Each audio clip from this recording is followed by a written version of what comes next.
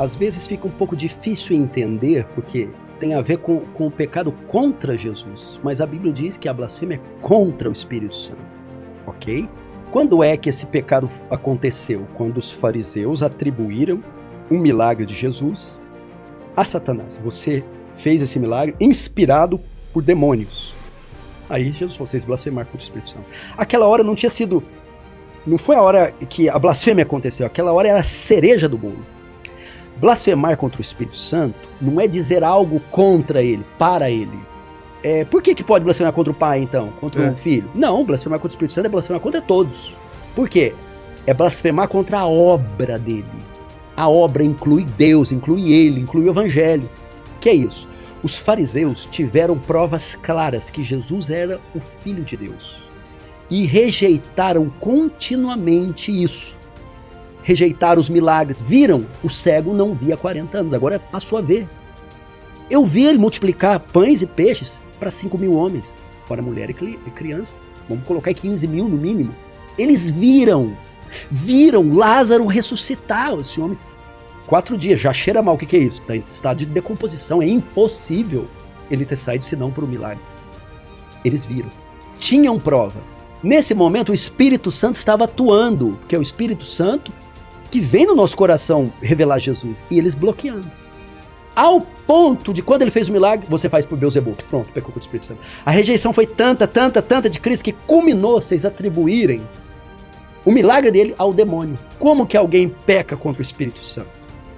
Quando alguém rejeita Jesus, rejeita a Bíblia, rejeita o Evangelho, continuamente blasfema, escarnece, deliberadamente, conscientemente, chega um ponto, agora você atingiu o pico, você não tem mais perdão, você pecou contra o Espírito Santo. Você vai num culto, ouve a palavra, lê a Bíblia, e ela vê claramente, é Deus, é Deus, é Deus, não, a ponto de blasfemar. E não tem perdão. Não, esse não. E nem ela quer perdão. Você quer ver uma prova? Quem aqui na passagem que eu citei, que Jesus citou, que blasfemou contra o Espírito Santo? Quem foram?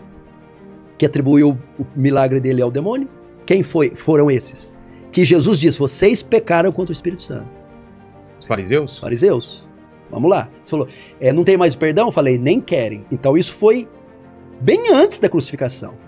Jesus ainda deu outras provas para ele. O que ele fez? Fez mais milagre. Morreu. E você quer ver outro milagre maior? Que ele era Deus, que eles poderiam ter falado. Agora a gente crê.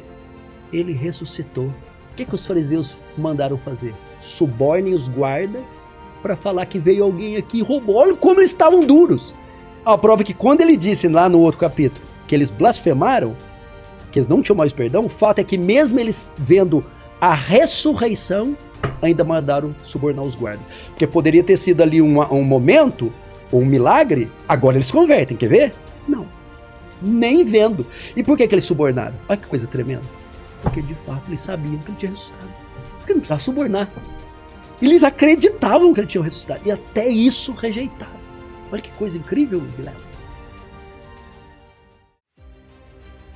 O que seria essa blasfêmia contra o Espírito Santo, que é o pecado imperdoável? Este texto é dado, essa ordem de Jesus é dada no seguinte contexto. Que contexto? De Lucas 11. Jesus expulsa o demônio de um homem que estava mudo por conta da possessão demoníaca. Diz o texto que Jesus liberta o rapaz. Nessa hora, os fariseus dizem, os judeus dizem, ele faz isso pelo poder de Beelzebul. Ele expulsa demônios pela força dos demônios. Esse é o contexto da fala. Aí Jesus chega e diz, todo pecado contra o Filho do Homem, contra Jesus, será perdoado. Contra o Espírito Santo, não. Primeiro, de modo algum, ele está dizendo aqui que o Espírito Santo é superior a Jesus. Isso é heresia. Não é isso que ele está dizendo. E eu já vou explicar o que ele está dizendo. Mas não é isso como algumas pessoas podem achar. De forma alguma. Por este contexto da possessão demoníaca, ligado com a frase da blasfêmia, ao longo da história, o povo de Deus tem interpretado da seguinte maneira este texto. O que é a blasfêmia? É ter plena consciência de que Jesus é o Messias e mesmo assim negar isso.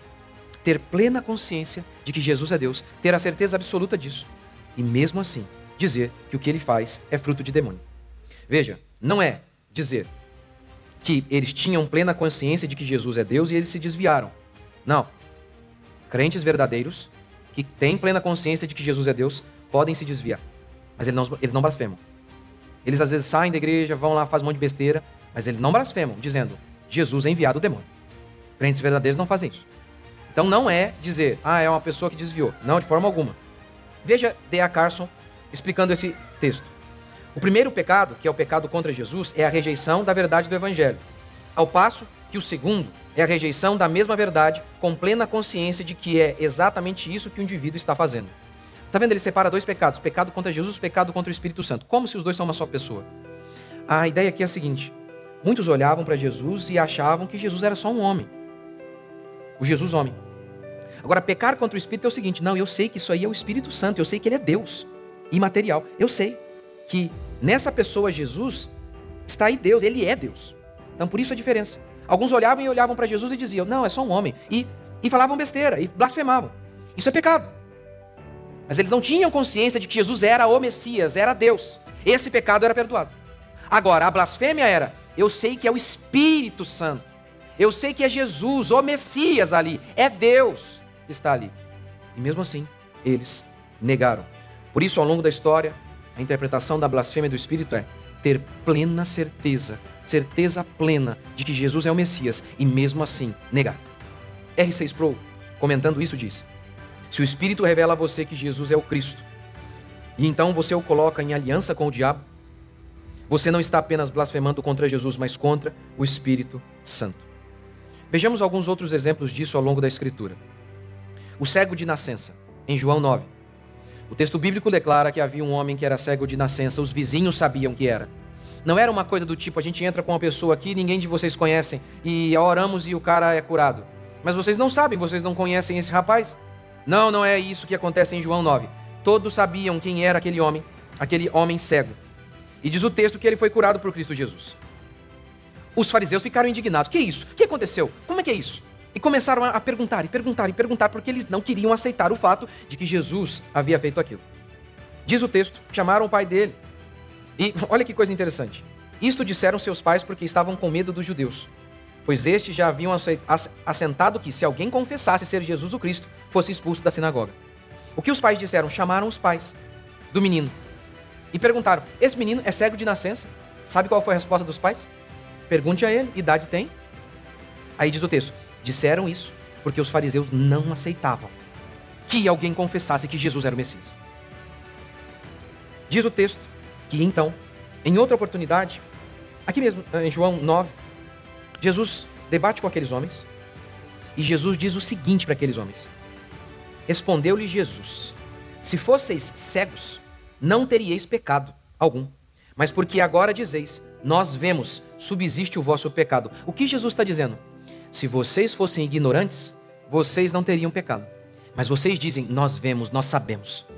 Por isso subsiste o vosso pecado, e esse é o pecado imperdoável. Vocês sabem, vocês veem, e mesmo assim vocês negam quem eu sou.